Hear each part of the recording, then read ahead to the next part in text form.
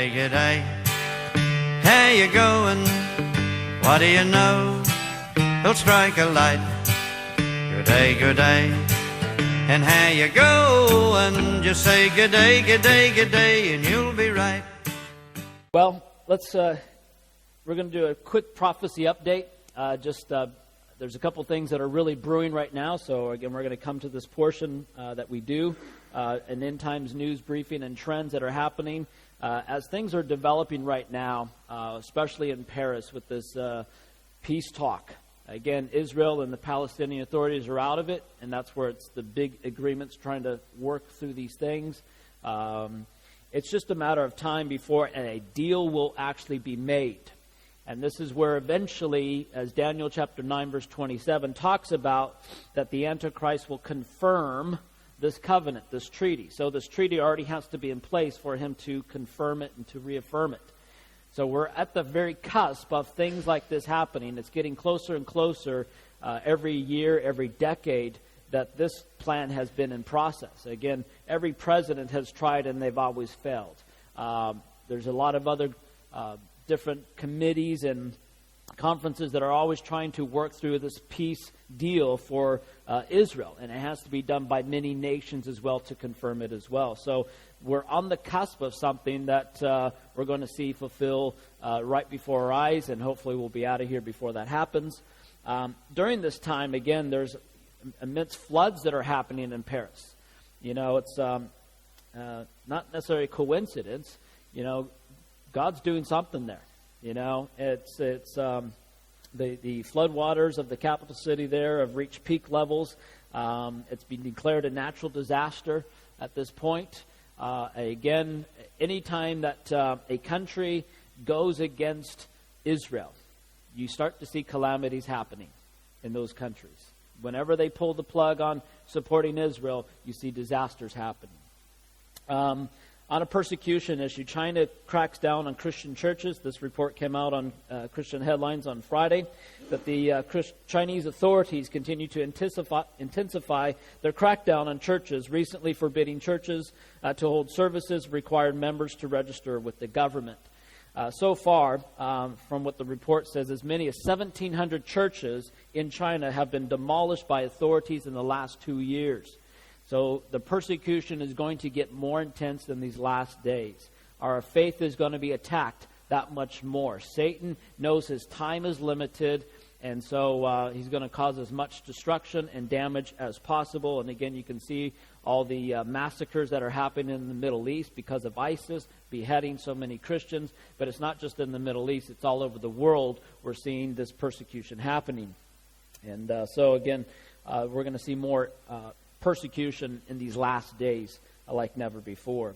On a interesting note, but it's really not interesting when it comes from the White House, how Obama issues the White House proclamation mandating that June, this month, as the LGBT Pride Month.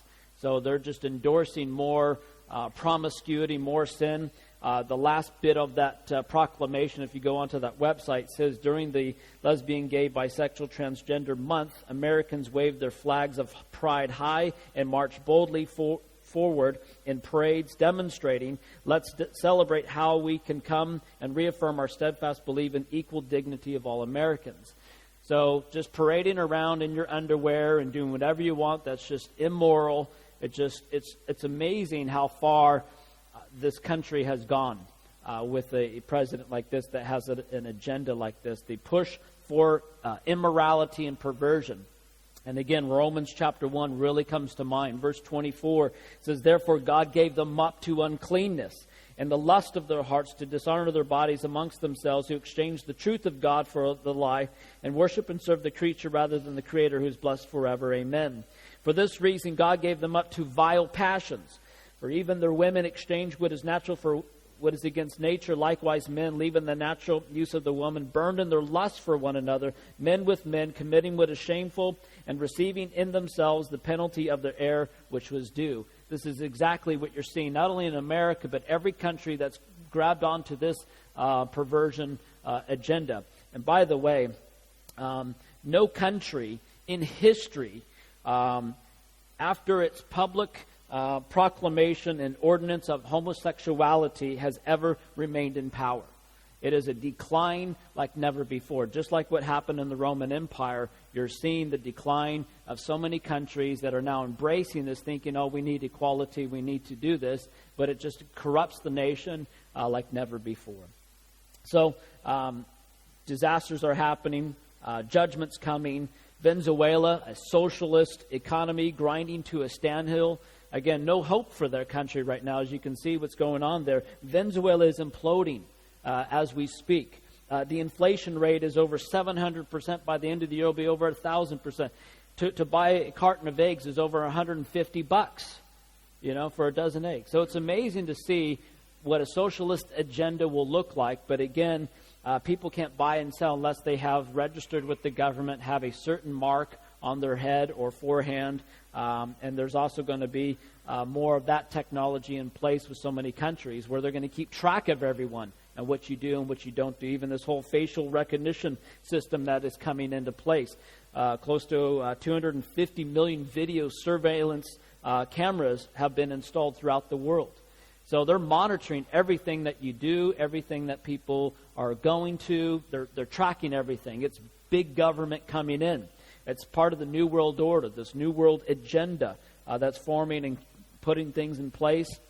They have the technology that is all part of this. Again, we've talked about the chip. Here's this whole facial recognition system to keep track and monitor everyone. As believers, again, we're living in exciting times because we know we're getting closer and closer to the return of Jesus Christ and the rapture of the church. And it's getting closer and closer to the tribulation period. So hold on to your seatbelts. It's going to get very interesting in these last days. So keep your eyes on Jesus. Stay watchful. Stay alert. Amen. And that concludes today's update.